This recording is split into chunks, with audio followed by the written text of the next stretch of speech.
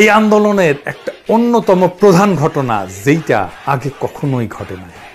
আমরাও আন্দোলন করছি, এরশাদ বিরোধী আন্দোলন করছি, আরো অনেকেই করছে, ৭১-এর মুক্তিযুদ্ধ করছে, কিন্তু এই আন্দোলনের একটা ফেনোমেনাল ঘটনা ঘটছে, সেটা হচ্ছে নারীদের সক্রিয় অংশগ্রহণ আর নেতৃত্ব।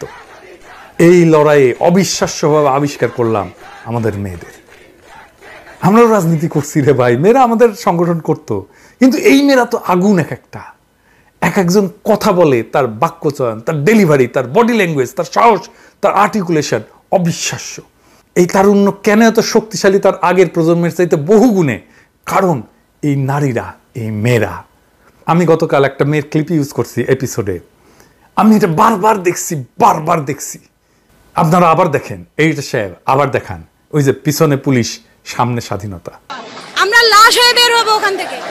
বহুত সুযোগ ছিল পিছনে ফিরে আসার, এখন আর পিছনে যাওয়ার রাস্তাই নেই। পিছনে পুলিশ আর সামনে স্বাধীনতা।